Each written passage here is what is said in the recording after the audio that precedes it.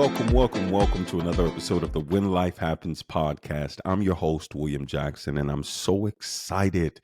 You know why? Because we get another opportunity to live, learn, and grow together. And I'm excited about today's episode because today is going to be one of those episodes where it enlightens something that I can probably guess that you may not have considered with the level of intentionality that we are going to consider it today. Today, we are going to talk about your budget. Now, at first glance, where does your mind go to? Instantly. When you hear the word budget, I can probably bet that your mind goes to money. When we start talking about your financial budget, what's your plan on how you're going to use your finances? But that's not what I want to talk about today, even though I believe that that is extremely important. That you should have an intentional plan of how you are going to use your funds. Because if you don't have a plan for your funds, your feelings will then lead how you negotiate or navigate your funds. And if you don't have a plan, you will spend based on your feelings, and your feelings will always have you with more month at the end of your money instead of more money at the end of your month. So you should absolutely have a financial budget, a plan of how much is going to what. Not just what are you going to use to pay your bills, what are you going to use for savings, but different savings. You need an emergency savings. You need savings if you're going to do something special. It shouldn't all just be lumped in one. You need a specific plan on how much you're going to use, how much you're going to save. What are you saving it for? Is this general savings? Is this emergency savings? Are we saving for a trip? What is your plan for how much you plan to live off of? Because if you're living off of more than 80% of your income, you are running the risk of being very close to that check to check mindset. You have to be intentional about saying, I have a financial plan. You should budget your money. But that's not what we're talking about today. I don't even want to talk about how you budget your time, because this is another place where people are oftentimes very intentional, where you have a plan for how much time you're going to use for specific things. You know how much time it takes to get something done. So you will allocate your resources and your schedule to make sure that you are budgeting your time to be at a specific place at a specific time, especially if you have kids. You become very good at this, knowing, okay, I have this amount of time to get this work done, but then my child has to be at this practice at this time. And then after this, I have to get here. So we become very intentional about how we budget our time, even our travel time. Today, I don't want to talk about how you budget your time, even though I think that that is extremely important. Knowing how much time you have to get things done is very important, because I personally believe to be on time is to be late. I believe in being over prepared. I believe in never being in a place where you're over promising and under delivering. And a lot of that has to do with how you allocate your time for preparation, your time for travel, your time for setup, your time for breakdown, your time to eat, your time to sleep. Being intentional about your time is very, very important, but that's not what we're talking about today. Today, I want to talk about a budget that you probably might not have considered. Today, I want to talk to you about your energy budget. I want to talk to you about how you budget your energy, how you allocate places and spaces to determine how much of yourself you have to give to any specific thing at any specific time. I want to talk to you about your budget, of your plan of how to manage your energy in this season so that you can be effective in the next season. Because here's the real truth is that a lot of times we don't consider how much we have left to give of ourselves. We just get on this perpetual hamster wheel of sacrifice, of giving, of pouring, and we don't realize we're out of it until we're out of it. So today I'm going to help you actually put together a plan on how to budget your energy. Why? Because it is so important to know how much you have of yourself to give. Because if you are not aware of how much you have to give, you will venture into the place where you are giving or promising to give more than you actually have. And then we hit these places of depletion. We hit these moments of burnout because we're not intentionally planning and preparing of how we're going to allocate our energy. Now, depending on where you are in life, it varies. This is why oftentimes we don't consider it. Now, the older that we get, we start paying attention more to energy. But when we were adolescents, teenagers, even early 20s, it seemed like we had an unlimited supply of energy. Well, at least it felt like I did. I felt like I could just go and go and go and go and go and run and run and run and flip and jump. There's a story, infamous story that I have about myself and my grandmother. It's the 7-minute story. And I'll be very honest. My grandmother was you've probably heard her on other episodes. She was everything to me. She was my world. I loved her so much. And when she passed, I was extremely heartbroken. It taught me a lot about how to deal with grief, how to navigate emotions while still trying to be effective at a very high level, because there were so many people who were counting on me and looking to me for leadership and guidance. So I digress. When I had to be maybe 5 or 6. We lived in this house. It was like a 2-family house where it was a full house downstairs and then another actual full living space home upstairs, but it was in the same actual structure uh, of the house. And my grandmother was living upstairs, I believe at the time, and we were living downstairs. And I was young, and me and my grandmother had the greatest relationship, but I didn't really find out until later on that she didn't really like kids. I didn't know that she didn't like kids, because how we always interacted, from my perspective, I felt like, oh, this just happens to be the greatest thing that ever happened to the both of us. You ever been in those places where you just sort of see things from a different perspective? Well, you think it's great. Oh, this is just awesome. And the other person is literally tearing their hair out, trying to rip their ear off because they are so frustrated. And they're at the place and space where they're like, please, let's just get this done. So, from my perspective, a 5, maybe 6-year old, um, I thought that this was the greatest thing that could ever happen to the both of us, my grandmother and I. I just believed that she just wanted to spend time hearing me jump and flip and bounce around her home. She didn't. She did not. And there's this infamous story about 7 minutes, because I would ask her, and to be fair, my grandmother had some health challenges and she couldn't take a lot of noise.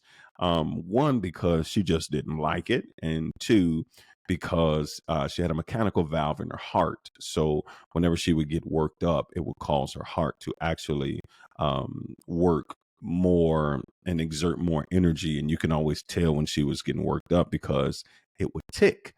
And you can always tell when she was getting upset, or she could never hide it, because you start hearing this and we'd be like, Grammy, what's wrong? What's wrong? What's wrong? And she just have to stop and breathe. So she couldn't even hide it.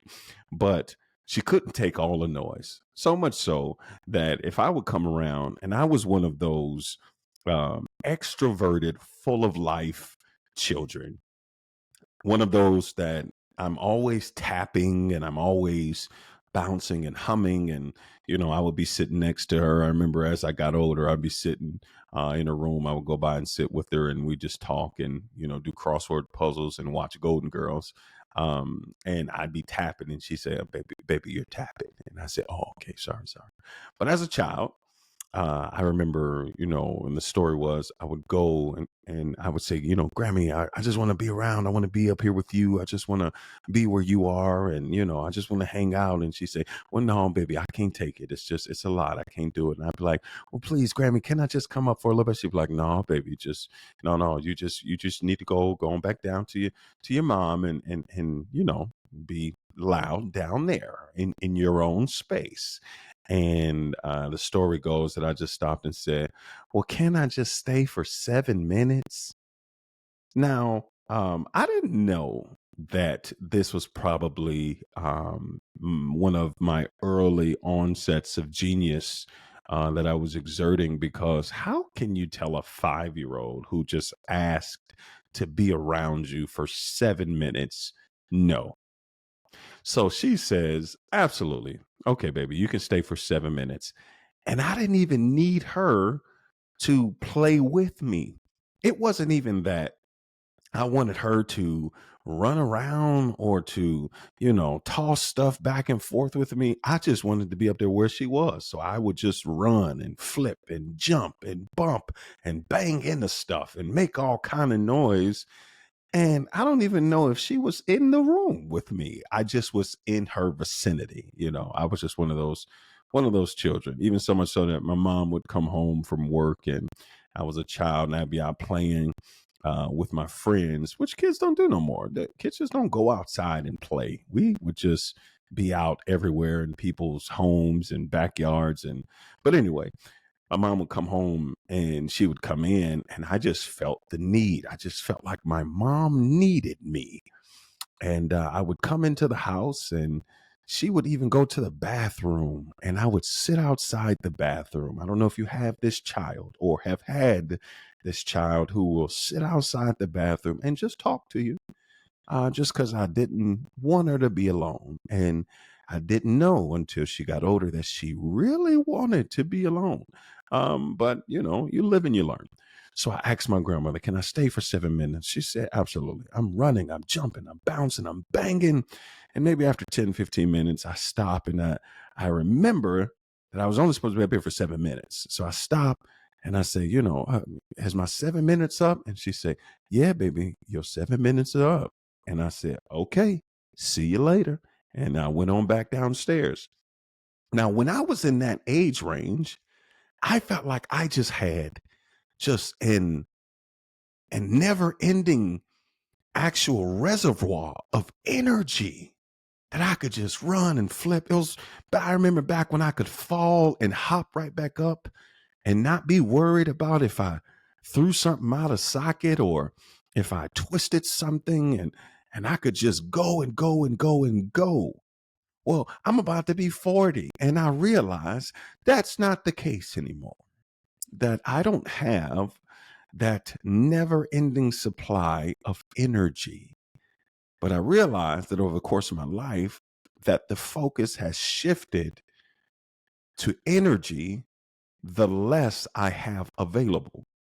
Now, while this is an intentional act, I realize that if we become more intentional and proactive of our energy, of what we have available, how much we have to distribute, then maybe we can actually create times where we'll have more on the back end than we do actually going into a situation, because so many times we go into situations high energy. We have high optimism. We have high faith. We have high strength. But then oftentimes when something ends, we're barely making it out. You work somewhere for 20 years, and by the time you leaving, you just ready to go home. I'm just trying to get out of here. I'm just doing my time. Isn't it funny how we do that when we start jobs? We're so excited. Oh, this is the job. Man, I'm so excited. This is going to be where my career launches. And this is a great opportunity. And we're thanking God for all of these opportunities that we have. Thank you, God. I'm so excited. This job, this job, this job. And then we get 2 months in and we like this job, this job, this job. You can have this job. And we're not necessarily aware of how much energy it takes when we start something. But if we have a plan or a budget of knowing how much energy, one, I have available, two, how much energy this place requires, three, what is my plan to distribute the energy that I have available in collaboration with how much energy is required here, then That might be the secret sauce to help me to be effective all the way throughout. I'll be very honest. This is very hard for someone like me because I am an extremist. It's very hard for people who are extremists and who are extroverts to actually be intentional about focusing on your energy budget because by default, our wiring says, I just need to give all of me to everything. I literally used to have a saying of give everything you got to everything you do. And I thought that it was one of those things that, actually made sense that I give everything you got to everything you do. And wow, that is a very respectable mindset about being a hard worker, about being intentional, about not slacking off. I'm starting to see the holes in the actual mindset of give everything I have to everything that I have to do. Because if I'm giving all of me to everything, then I will create spaces and places where I am perpetually burnt out because I don't have anything left to give to the next place. This is how oftentimes I approached life. I would give all of me to this direction, 100%. If I'm going to go somewhere, I'm going to go all in. Great mentality of how to be successful. But if I haven't stopped first and assess how much does this direction require of me? Where is this direction taking me? And what are the benefits and the consequences of me giving myself fully to this direction? Then I'm going in blind. And we figure so much out on the back end than we do actually going in and being proactively approaching with a plan. How much do I have to give?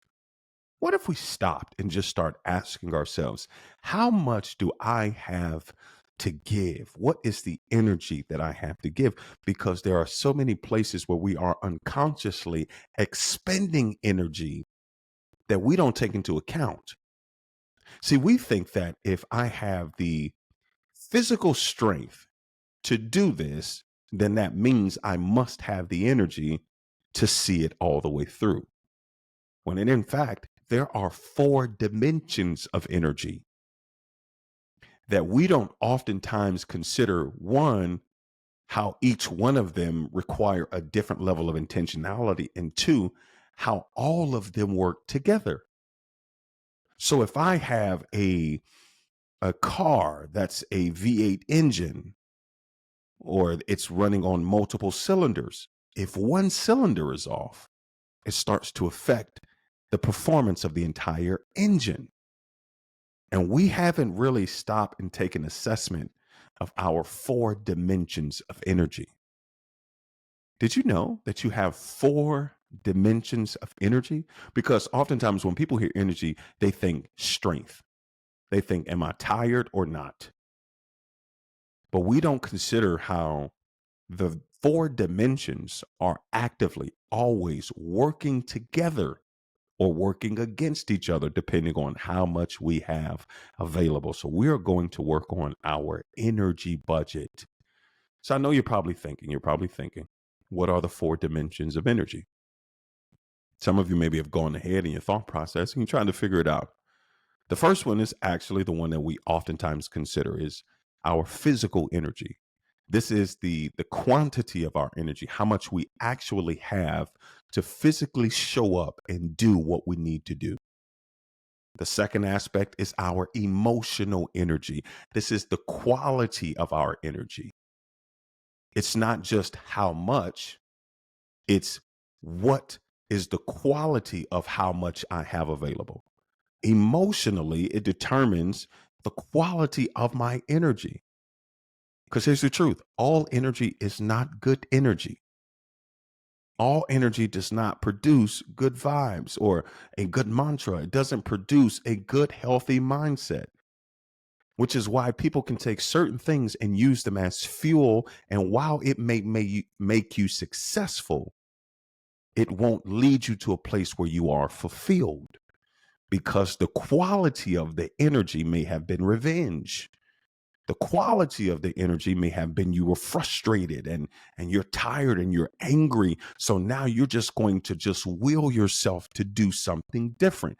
And while that may be good and it may get you to a new destination because of the quality of the energy, once you get there, oftentimes you'll see that you're still not fulfilled, or you're as unfulfilled as you were in the place you came out of.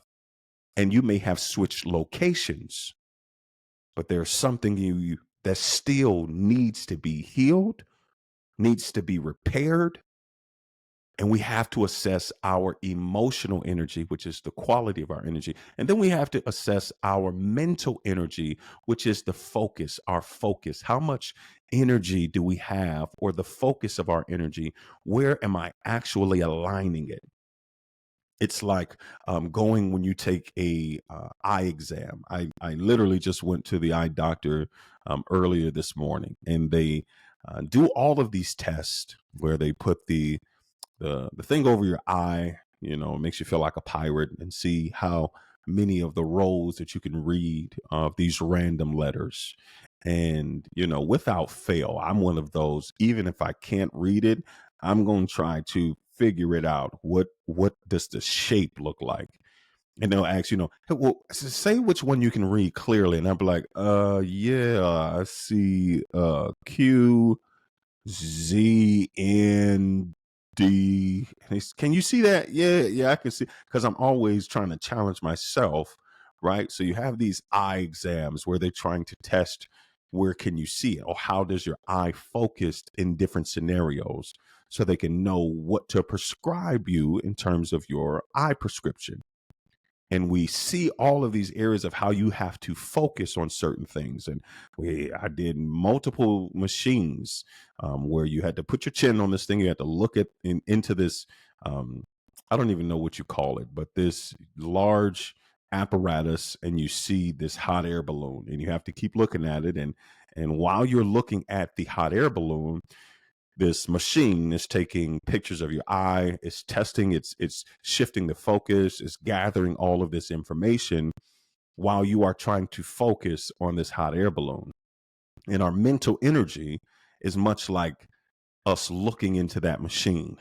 Is all of these things are happening around us, but where am I focusing my energy? Because I could, while I was getting the eye exam, be focusing on the noises that the machine was making, or the light that I actually see in the left hand corner of the screen, but my instructions were focus on the hot air balloon. And our mental energy determines our ability to focus on the hot air balloon, because so many of us have our mental focus spread so wide that everything that comes up now becomes a distraction. When you cast a wide net in terms of your mental focus, you have this probability to now start gathering so much of distractions and so many things that will deter you from the thing that you were actually focused on. Or you're going downstairs and you're trying to figure something out, and someone stops you and asks you a question, or your phone rings and it's someone else.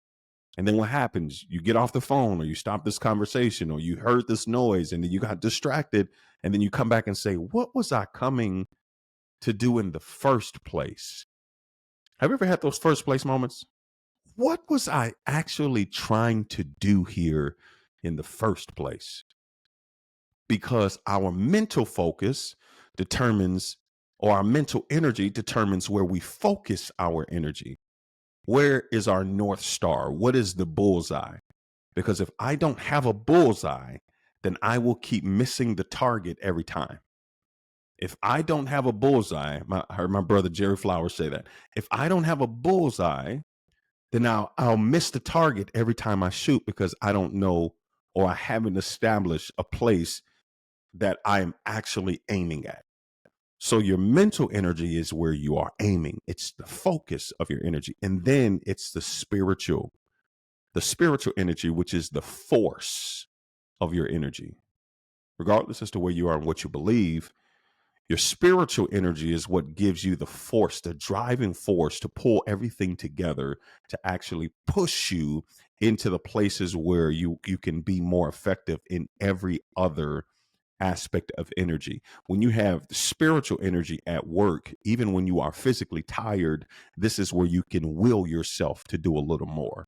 Or where you are mentally spent, you can actually, at when you have spiritual energy at work, that force can kick in and you can be reminded as to why you started, and then somehow this second wind you'll be breathed into your lungs or into your perspective, and it will make you want to go harder or go deeper or push yourself past your limits.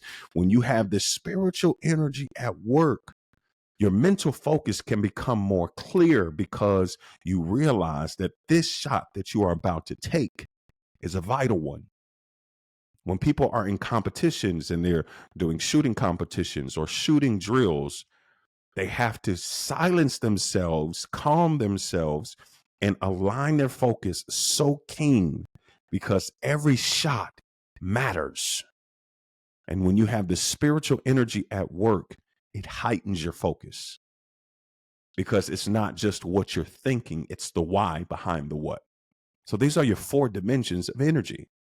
So we have to be intentional about our budget because when we are expending energy, there's a term, and I think I talked about this on another episode, that we're cognitive misers, which means our brains are lazy and we don't want to expend more energy mentally than we have to. We are hardwired to process 40 to 50 bits of information in our mind and in our brain at a time, but there are 11 million impressions every second that are fighting for dominance. And if we're not intentional, we will start stepping into places where our energy is depleted prematurely because I haven't had a plan. The first thing that we need to do when we're actually thinking about our energy, because when we're protecting our energy, this is what it does. It prevents you from overexertion, from giving too much of yourself. If you have a plan, if you know it's in the space, my father worked for the gas company, and when there were leaks, gas leaks, he would go out and he would actually help the communities of turning off their devices or servicing them with the parts that they need, because as the gas began to leak into the house or into their facilities, it could do irreparable harm and put everything at risk, right? It's the same thing with our energy. If we're in a place and space where we're not intentional about knowing where our cutoff valve is, then we will just begin to leak out consistently. And then before you know it, you've overexerted yourself.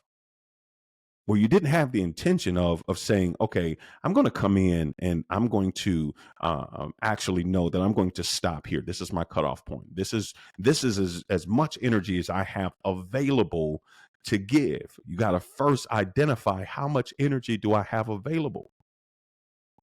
Because there are so many factors, and we'll talk about this in a minute. There are so many factors that actually play into how much energy you have available. So once you know how much energy you have available, you can actually make a plan to give according to your available resources. How much mental energy do I have to give to this? When people ask you on your job to take on a new project, you need to be able to stop and assess, how much mental energy do I have available?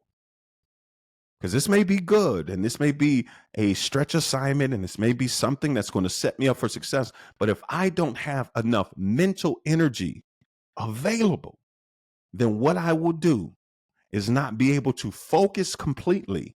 And I'll run the risk on taking on more than I can handle and then damaging my credibility because I said I could do it and my work shows that I could. This is when we're in the place where we're becoming intentional about our yeses and our nos, because your energy has to be distributed based on the plan. Otherwise, you'll just keep giving. I've seen it in organizations where people ask, can you do this? Yeah, I'll do it. Can you do it? Yeah, I'll do it. Can you handle this? Yeah, I can. And then what happens? Before you know it, you're wore out. Before you know it, you're regretting giving your yes. And once you hit a place of burnout and overexertion, what that does is it limits your capacity to be able to say yes the next time. Because now your point of reference is that when I took on this assignment or when I said yes to this person, it caused me to have more stress and more frustration. And I was burnt out and I was overexerted. When in all actuality, it wasn't the assignment, it was our ability or inability to determine how much energy we had available to actually give to this assignment. So, what are the places and spaces where we can be intentional about knowing how much energy I have mentally, emotionally, physically, spiritually? How much energy do I have available? People who are consistently prioritizing their relationships and their friends over their own physical health. Your friends want to go out all the time, and you just keep saying, "Yep, yeah, let's go, let's go." And you know you need a nap. You know you're tired. And then what happens? We go out, you're constantly yawning, you're frustrated, and now you're sleepy, so you're irritable, and now you can't focus the next day at work. Why? Because you're trying to people please and you needed to go to this friend function and you didn't say no because you didn't have a budget to know how much energy you had available this week. So you got to be able to give based on how much energy you have available according to your resources. That's one. Then the next thing that you have to do is you have to be able to give energy according to your receiver or who is receiving the energy. It's not just enough to know how much energy I have. It's also imperative to know how much energy the person that I am giving it to can handle. Because this is another place where we start experiencing relational frustration, is because you are giving more than you are even able to receive because the person that you are giving to doesn't have the capacity or capability to manage or handle all of the energy. These are moments where people get in relationships and it almost seems like it's too much. It's too much love. It's too much happiness. It's too much joy. Now, that's not saying that you are too happy. What that is a sign of is that the person that you are actually distributing your happiness to doesn't have the capacity to handle that level of happiness. And this is how energy begins to transfer. Because I may come in with a certain level of energy and I will start giving according to that level of energy, and the energy that you have available, or you may be working at a deficit.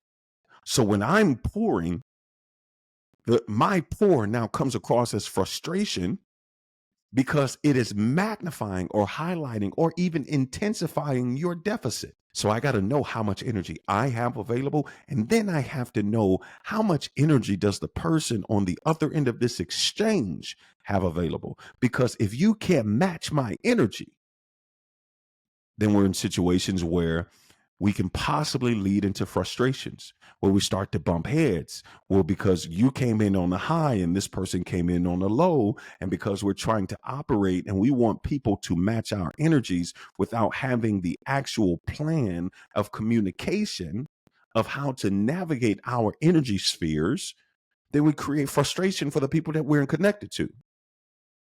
So we got to figure out how much energy we have available and how much resources that we have available to give, but also not just our resources, but the receiver. How much do you have available? And if we're on different energy levels, when we are budgeting, one of the most vital key parts that is indicative of having a successful energy plan is knowing how to communicate your available energy. This is one of those tools that I believe can salvage so many relationships and marriages. This is one of those things that my wife and I have been very intentional about, is navigating the seasons by communicating our available energy or how much energy we have available. When there are busy weeks, like we just came out of an incredibly busy week. I mean, back to backs, travel, major events going on all in the same week. we take our Sunday nights, we do our debrief and our forecasting for the next week every Sunday. I created this board that has a template with all of the days of the week. We plan out our dinners. We plan out what we have available in our schedule. We plan out our date times. We plan out our family times. So we do this every Sunday night where we're setting the week up, right? And one of the things that has helped us is being able to communicate what we have available, to be able to say, hey, baby, so this is going to be an incredibly busy week for me. Wednesday, I am starting from 6 in the morning, and then I'm running back to back to back to back. And then I'm doing a recording Wednesday night. And then after the recording, I have to hop on the road and drive 90 minutes to Columbus because I have a facilitation for a leadership team that's actually starting, and I got to be available at 6 a.m. So I may not get there till midnight, 1, and then I'm right back up at about 5. So I can make a lobby call at 6 a.m. so we can do our initial preparation with the team, and then prepping for facilitations all day. Then I got to drive back, which is my actual week this week. Being able to communicate that, to say, not just give you my schedule, but to say, when I look at what I have to do, I may be a little distant on Wednesday, or Tuesday, Wednesday, coming back on Thursday. So I may not be as available mentally, emotionally, spiritually. So just as we're preparing for the week, I may not have as much energy or much time available to really devote, or to be emotionally available, because I'm gonna be running. So we communicate these things. Why? Because it minimizes offense. It minimizes opportunities to take things personal. Because if we don't communicate that, and guess what? Wednesday comes and I'm up at 6 a.m. and I'm running all day, and I pop back in for a quick moment before I go do my recording at 8. And then after I get done with that recording, 9:30, 10 o'clock, I hop on the road. And we haven't talked much Wednesday, which is out of our norm, because we're usually talking throughout the day. We're checking in. There's opportunities for us to see each other, do lunch, because we're both business owners. So we're trying to be very strategic about being able to see each other, support one another. But if we haven't discussed that Wednesday's coming, and I'm not going to pretty much be available because I got a lot to do, then what'll happen? There's an opportunity for there to be a seed planted, because I haven't talked to him all day. He's been running, and this isn't like him. And I mean, I don't, what's going on? I mean, I've only seen him for 20 minutes today, and then now he's leaving, and we haven't talked, and I don't know. So if I'm strategic about communicating how much energy I have available, what does that do? Is it minimizes the opportunities for offense, or to take things personal. Or even if I'm at a different level because my workload or schedule is extreme this week, then guess what? If my energy is low and I've communicated that, then she can support me with a higher energy level to say, okay, I know you're going to be running a little low. You may be vibrating a little low this week. So guess what? I'll make sure that I'm going to keep my energy high. I'm going to be the supportive. I know that you're going into some big things, and then vice versa. When hers shifts and I know she's going into some big things, then guess what? If your energy's low, then I know how to support you. Then I know that I may need to pick up a little bit more around to make sure that we're operating, that our home is operating at a very high level, that we're making sure that we're not missing anything, because I know what you have available. But if I don't communicate that, then guess what happens? There's opportunities for offense. So I got to know how much energy I have available. I can't just give everything I have to everything I do, because then I start overexerting myself. And then if I'm intentional about how much energy I have available, did you know that when you are intentional about assessing how much energy you have available, that it can protect you from disappointment and heartbreak and offense and all of those negative emotions? Because if I know what I have available and I know what this situation requires, then I'll give according to the receiver or the recipient. And I won't just max out my energy flow, because I'll be intentional about preserving so that I can be operating at a high level all throughout. What most people do is we'll jump into a situation with the highest energy and then we start a downward slide. We're headed down the downward slope. That energy starts to drift. The energy starts to slide. I love plays, right? And I can always see it. As a thespian, I've done plays and I've done a major theater and motion picture for over 15 years. And one of the most intentional things that I'm always trying to be aware of and helping castmates is making sure that we don't start off with a bang and then end off with a dud. Maintaining a high energy all throughout. How do you do that? How do you start something and maintain high energy? You have a plan for it. Okay, if I know that these scenes are going to require more energy, then guess what? I'll still be operating at a high level, but I may not max out my energy here in the front because I need it for this scene right before intermission, and especially for this closing scene because I have a plan. I am budgeting my energy. What if we were like that on our jobs? What if we were like that in our relationships? What if we're saying, okay, I know that this week is going to be a crazy week and I need to be able to support my spouse very intentionally on Thursday. So I'm going to be operating at a high level on Monday, but let me budget out. What can I give? What do I have going on Monday? Oh, okay, my friends want to hang out on Monday. Maybe because I realize how much energy I need on Thursday, that maybe I'll just tell them I can't go with them on Monday, that we can't go play ball on Monday because I have to preserve my energy. I am budgeting it because I know Thursday I need to be available for this big moment. But if I don't have a plan and if I haven't communicated, then guess what? I'll just start giving myself at the start of the week. And this is how we start at a very high level at the top of the week. And we get to Friday and you hear people, they say, hey, how you doing? Thank God it's Friday. Whew, I'm so excited. We living for the weekend. Why? Because you don't have a budget for your energy. Because if I can look at my week, I can know that maybe I'm too front loaded. I'm too stacked at the top of the week. All of these things are going to zap my energy. I'm not going to have the mental, emotional, physical, or spiritual ability to be successful at the end of the week. So we got to figure out what our budget is, how to be able to communicate it, knowing what resources we have available, but also at the same time, knowing the availability of the receiver. So this is the precursor of knowing how to be successful in managing my energy. What's my budget? Because if I don't have a plan, guess what? When life happens, it's going to take everything I have at a moment's notice. But if I'm intentional about budgeting my time, that's when I become successful. Well, this is part one of our energy budget. I hope that you got something out of this episode. I'm excited about part two because I'm going to give you actual strategy on what to do and how to implement maintaining a high level of physical, emotional, mental, and spiritual energy throughout every season of life. So come back for the next episode because we're going to go deeper.